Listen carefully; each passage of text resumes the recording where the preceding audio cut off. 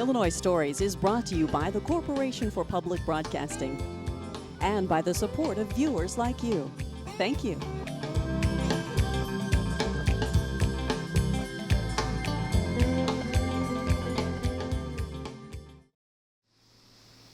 Hello, welcome to Illinois Stories. I'm Mark McDonald in Taylorville, and we are getting hungry. As you can see, we've set up some barbecuing equipment here on the driveway of the fourth most winning barbecue contestant in the country, and he happens to live in Taylorville. His name is Gil Taft, and he has all sorts of cooking smokers and barbecue pits and competition trailers and all kinds of things. I mean, you're really into this barbecue, and you've volunteered to show us how to do it. Oh yeah, it's I had 9 pits at one time, and my wife thought maybe I ought to cut back on some. Yeah. So I sold a couple, then had to buy a couple. So that's about where I end up. You're a collector. Yes. I mentioned that you're the 4th most winning competitor. These barbecue competitions, now you're in the Kansas City Barbecue Society, right? Correct. And these competitions, they're very competitive, aren't they? Yes, they are. It comes down to the end of the year by probably a point or 2 points difference between a guy winning the $25,000 at the end of the season to a guy winning $10,000 at the end of the season by maybe 1 point. Mm-hmm. And that could be an apparent score. Mm-hmm. So yeah, it's real competitive and it's real tight. And in these competitions, you're expected to, or you really should, cook in a lot of different categories: brisket, ribs, chicken, and on, right? If you're going to do well. Yeah, there's 4 main categories, and to get the grand champion, you must cook all 4 categories. Okay. If you want to, a guy that's just getting started can probably cook 1 or 2 if he chooses to. Mm-hmm. But you still got to pay the same entry fee, so you might as well cook all 4 and try to win the grand prize. Yeah, yeah. And you've done quite a bit of traveling doing this, haven't you? You've been as far away as what, Georgia? Georgia. I go to Kansas City, Oklahoma City, Iowa, Wisconsin, Indiana, mostly around the Midwest. In fact, coming up very shortly, there's a big one in Lincoln, isn't there? Yes, there is, this coming weekend. Yeah, you don't have to go far for that one. No, that's a good one. Get there and back on a tank of gas. That's right. Okay, and it's expensive now to call this. We're going to take a look at your trailer. You call it a competition trailer. I guess most of the competitors have these things. It's an expensive thing to get into. And mine's probably a medium-sized one. There's people that still cook under an easy up, a 10 by 10 easy up tent, and they get a 20 by 20 spot. And I usually get a 20-foot wide by 40-foot spot. And actually, there's trailers that are fifth wheel, a lot of fifth wheel trailers people have now, motor homes, because they're going to be there overnight. Yeah. So they want to have a nice combination. Yeah. And they have all the competition kitchen facilities, everything built right into it. Yeah. Okay, speaking of facilities, I asked you before we got here today, if you could get some meat. Your meat has to cook overnight. So it's not like, okay, let's put it on the fire and I'll show you how it's done. So you chose to do some ribs for us, and that's what's cooking here now. Yeah, I put these on at 5 o'clock this morning, lit the fire at 5 o'clock, and the ribs were on by, I would say quarter after 6. And as you and I stand here, it's about 10 or 10:30, so it's been on there for about 5 hours. Yes. Yeah, okay. And they're about... Let's see what you got. They're about done. They need a little bit of apple juice on them. What does that do for them? It keeps them moist. See how this looks like it's dried a little bit? Mm-hmm. It just put that on there, and it just keeps the meat moist. Okay. Because the smoke has a tendency to dry the meat out. So you can mix with apple juice, pineapple juice, butter, water, whatever. That's gorgeous. And do any of your competitors, I mean, do they cook them longer, shorter? You just found that for you 5 or 6 hours works best? Yes. Some guys cook them in 2.5 hours, and they cook at 350 degrees. I do the low and slow method, and there's a hot and fast, and that's what we'll see in the can, is that it's kind of a hot and fast method. When you say in the can, what do you mean? I'm sorry, then the drum. In the drum. The UDS drum smoker. Okay, and that's where we have a chicken going, right? Yeah. Before we go to that chicken, I want to take a look at... Now, you've got some sauce. This is a hot box. This is where the fire is. Right. You keep your sauce on there, so when you're ready to put it on, it's nice and hot and it's ready to go. Yes, it's insulated. You about could touch it, but the sun makes the outside of it just as hot as the fire on the inside. Yeah. Now, when you're making a fire for a drum like this is called the Firebox, is that right? Can you show it to us? This is using, it's kind of burning down now, But I had pecan logs in there this morning. Oh, is that right? That's not charcoal, that's pecan logs? This is swing all the way open. Oh, yeah, okay, I got it. All right. I had a little bit of lump charcoal to get a coal bed, and then I put pecan logs on top of the On top of the lump charcoal. And then it'll burn down. Did you have to add any charcoal or over 5 hours? I added 3 logs and maybe 5 pounds of charcoal for 5 hours. Yeah. And is this thing set to burn at a particular heat, or do you just sort of have to eye it and figure, well, it's a little too warm, it's a little too cool? Well, this doesn't have a temperature controller on it. This is the air intake here, and the side boxes are what we call them stick burners because they burn logs, sticks. These go, the air comes in here, and it exits out there, and the fire needs the air. So you put the dampeners down on the back for the fire, and you control the dampers up on the top of the stacks. And you're talking about the stacks that look like exhaust pipes there, and that's exactly really what they are, aren't they? And you can adjust these, slide back and forth. Okay. And if those are totally closed, the fire will go out. Correct. Okay, so that's how you keep the air moving over the fire. Okay. And the other way also. If they're all the way open, she gets too hot. Right, gotcha. Okay. Now we're going to come back to these ribs when it's time to put the sauce on those, to baste them with the sauce. Yep. But first let's look at, now this is called a drum what? This is made by Gateway Drum Smokers. A generic name is UDS, Ugly Drum Smoker, because people were making them out of 55-gallon barrels. Yeah. And Tim has got the new barrel, just a one without ribs. And it's got a nameplate on it, and it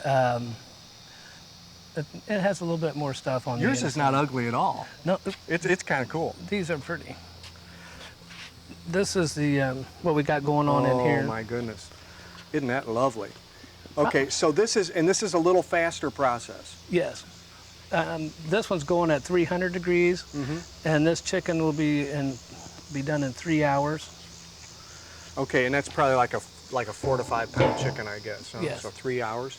And again, these regulate, the air goes in at the bottom and it comes out here, and you regulate the heat this way. Well, these are the intakes. These two, then the these pipes. Are the intake. And the pipes go down underneath the basket. There's a big square basket in there, and it sits up about an inch or so off the bottom of the drum. And the air goes underneath there and then comes out the top. Okay, so you can, if you opened all these up, it'd get real hot. Yes. Okay. And how do you build the fire? Do you just take everything out of here and you just dump the fire down into it? It has an actual basket. I don't know that we can see the basket. I can see the basket, but the grill would come out, and then would you pull the basket out too? This slides out. This is a regular Weber 22-inch grill. And then that basket's got a handle on. You take that out. Okay. And then you fill it. When we get started, put charcoal in it. Then I use those little paraffin cubes that Weber makes. Right, to start them with, right. You put a couple of those in there and you light those and it takes off. And then you put it in here and then you regulate, you have this wide open until it gets about 250, then you back her down. Is this lump charcoal in here? Yes. And do you put real wood in there on top of the lump charcoal? I use wood cubes. Wood cubes? I have little square 1x1 cubes. What kind of wood? Pecan and apple. An apple. Now you didn't put apple in the ribs, you just put pecan in the ribs. Yeah. You like a little sweeter smell on the chicken, huh? Well, the chicken, you want to use fruit wood, and you want to use something that's a little bit more mild because the poultry really absorbs the smoke. So pecan is lighter than hickory, but it's heavier than the fruit wood. So that's why I choose to do the fruit wood on chicken. Okay. Or turkey can take a little bit more. I do turkey, I'll put pecan on, but not much. Typically apple. Okay. Now, what you're going to help us with this, of course, we're going to get a chance to sell these ribs, I can smell these ribs already making mouth water. But you're going to help us. Okay, now you rubbed the chicken and you rubbed the ribs. You rub everything before you cook it, don't you? Correct. So you're going to show us how that's done. You're going to show us how to start, like a backyard guy can learn how to make the perfect fire on your Weber kettle. You're going to show us how to do that. And then you're going to cook us up some wings? Yes. Terrific. And we get to see your trailer. Yes. All right. Thanks. Okay. Gil, before we rub those wings, we really got to get a fire going, because when you get the wings ready, then you want to put them on, right? Yes. And if you start a fire in this Weber, which you're going to show us, it'd take, what, 20 minutes maybe to be ready to go? Yes. And you like to use this chimney method, don't you? Yes. How's it go? I put briquette charcoal in this. I like the briquette charcoal in the kettle because it's lower temperature and it's easier to control. Okay. And we put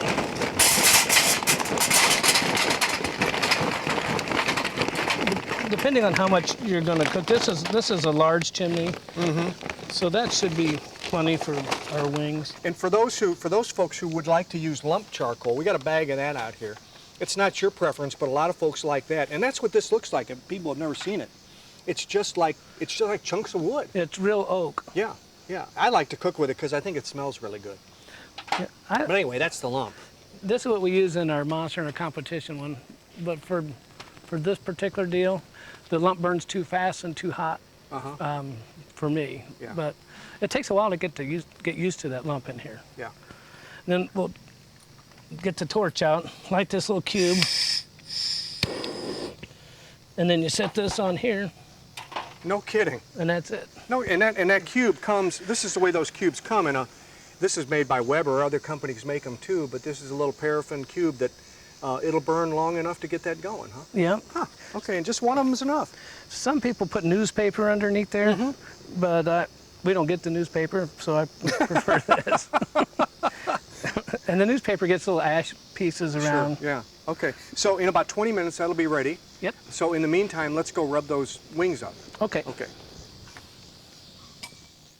Well, Gil, we talked about your credentials. Some of these awards that you have won, you like so much that you keep them right in the main living area of your house, and that hog's one of them, isn't it? Yeah. The my wife's not real thrilled about having them around, but I am able to keep that one and then the table up. Yeah, you got a butcher block table too. Okay, so let us, and we'll see some of these awards you've won a little bit later. Okay, we're going to rub these wings, and the method of rubbing wings is no different than rubbing any other meat, whether you're doing the ribs or the brisket or the chicken, whatever, right? Correct. I like to on the wings, I rub them with or brush them with olive oil first. That kind of helps the rub stick on there. On the ribs, I'll do peanut oil. Oh.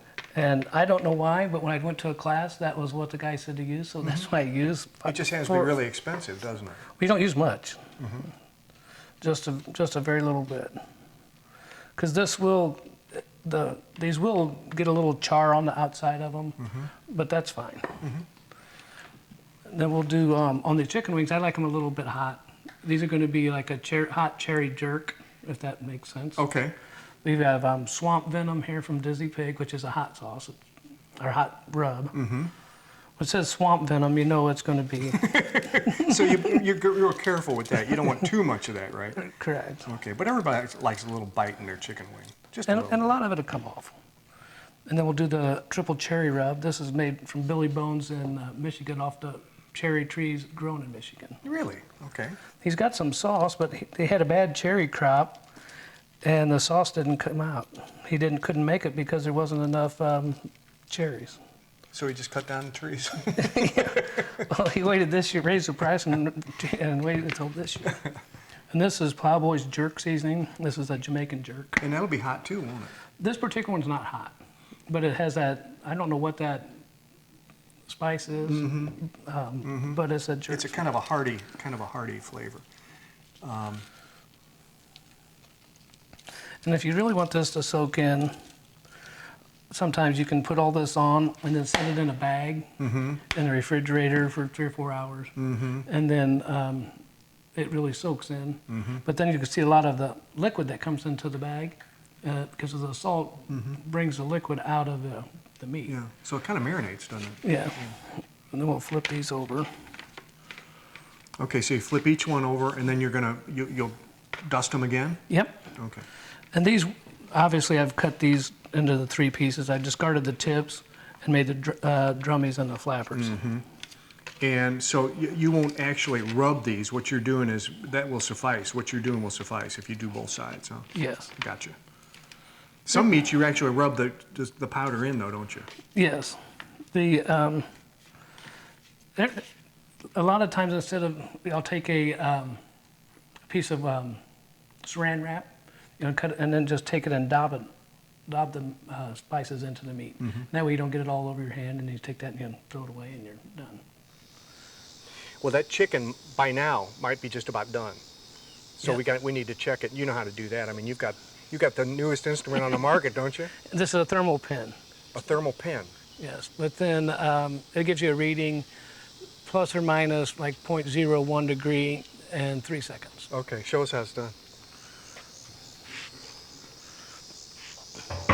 Okay, let the sun on that chicken there if you would, Gil. There you go. It's important where you actually put the needle, isn't it? We'll do the breast right here. Okay. And you put it all the way down to the bone? No, this should be in the middle of the breast. See the juice is running out clear? Yep. This is done. That's Okay. 174. 170. And this is done. And what's that read? 180. 180. Okay. And I guess the recommendation on chicken is 165 or something like that. According to the FDA, I thought it should be.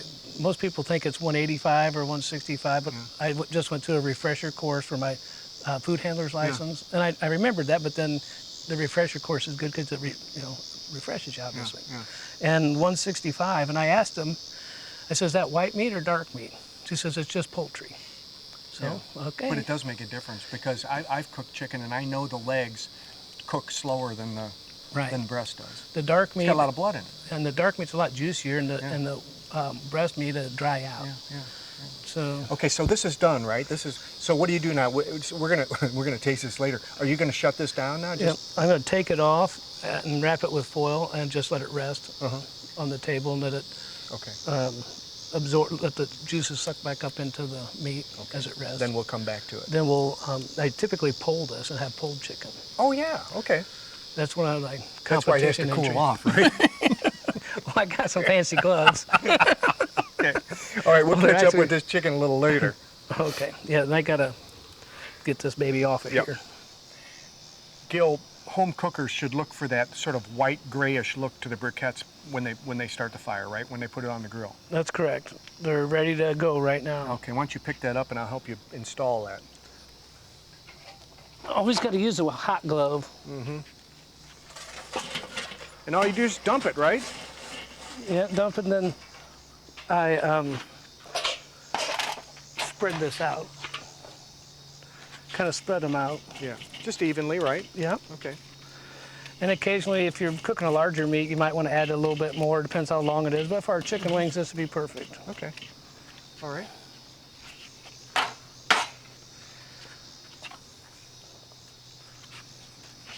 And we rubbed the wings. We got them ready to go. Yep. Excuse me, I'll get out of your way here. I thought I was helping, but now I never am. Different gloves for the wings. Yeah. I don't know if it's protecting the wings from me or me from the wings. You should hear a nice sizzle.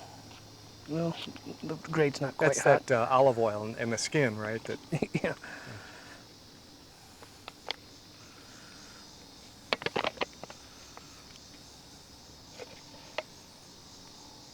And wings on a fire like that would take how long? Anywhere from 15 to 20 minutes. Oh, really? Okay. At Well, this they are hot. small. Yeah. And you want to cook chicken hot? Is that right? Yes.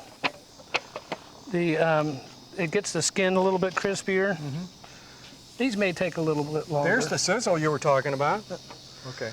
That goes on, and then you want to adjust the louvers there? We'll leave it, it's wide open on the back and it's wide open in the front. Okay, and that's your hottest, right? You want it wide open. Yeah, we get the most airflow through there. 20 minutes, we're eating, right? Yep. Okay.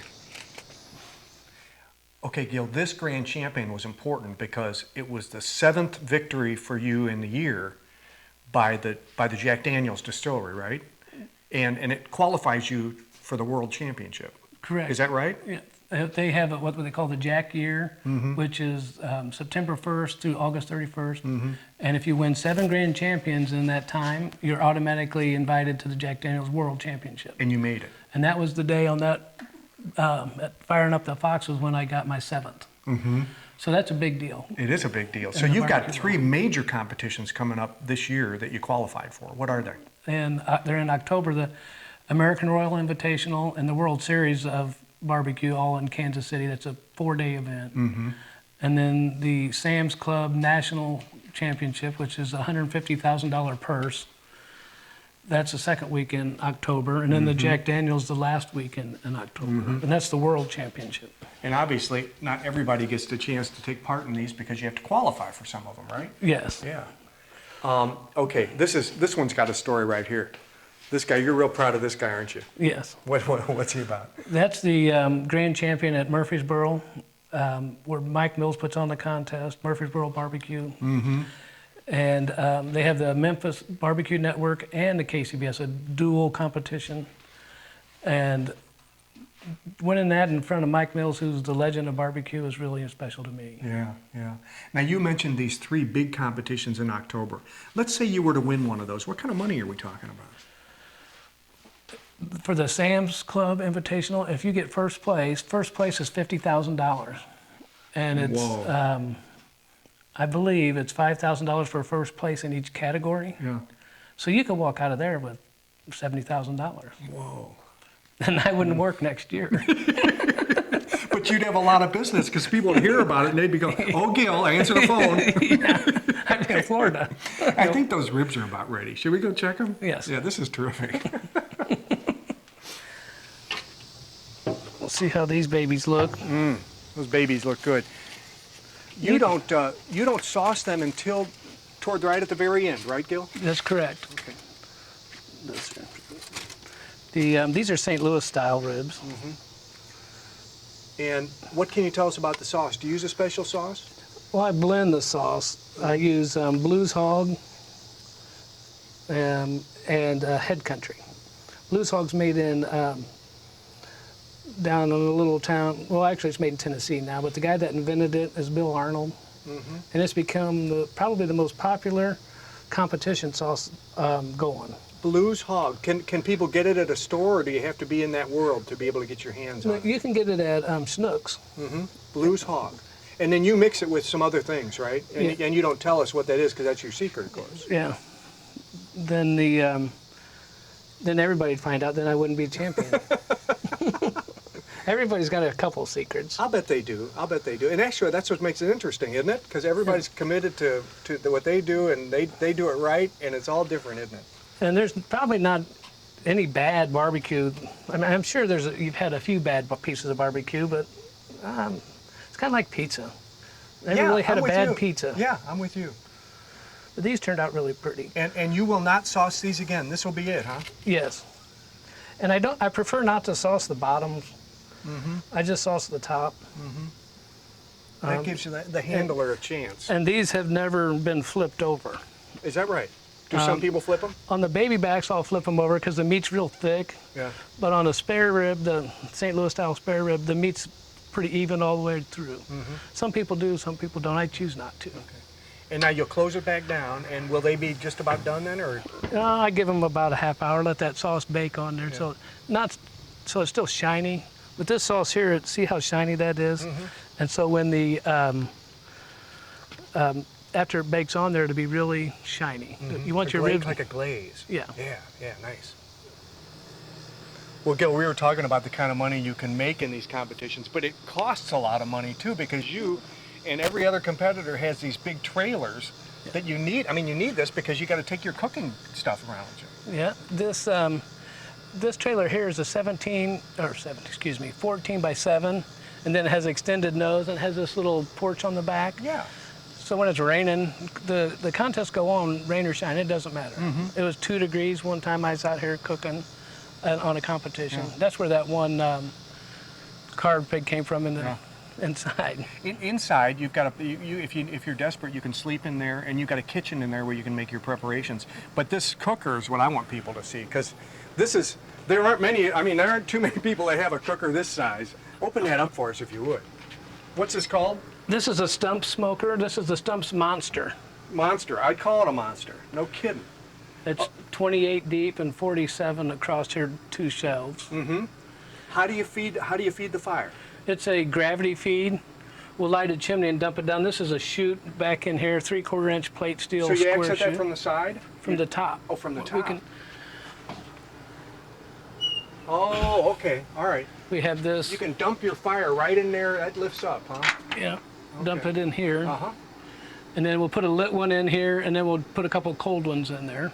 unlit. Yeah, yeah, and that way it burns over a long period of time. Right. How long do you need a fire to, if you're doing brisket and ribs, for instance, how long do you need a fire to go so you can cook those? I fired up on a typical competition at 2 o'clock, and it'll run till on a Friday, and it'll run till noon the next day, on maybe 20 to 25 pounds of lump charcoal.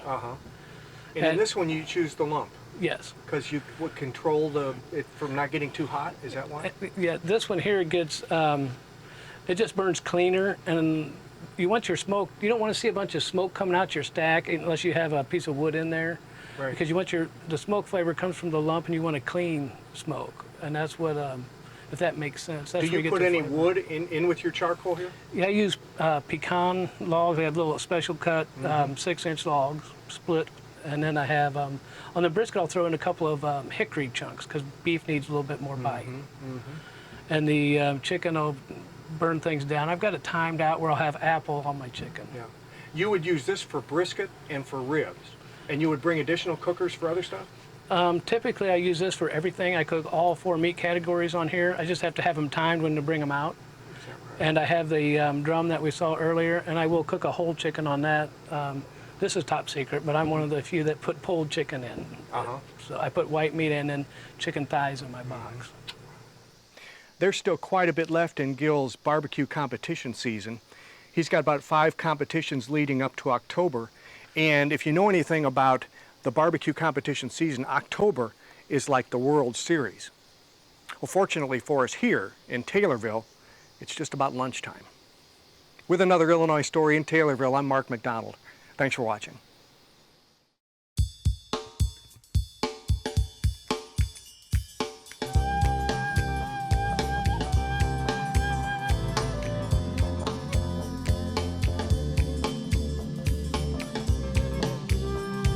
Illinois Stories is brought to you by the Corporation for Public Broadcasting and by the support of viewers like you. Thank you.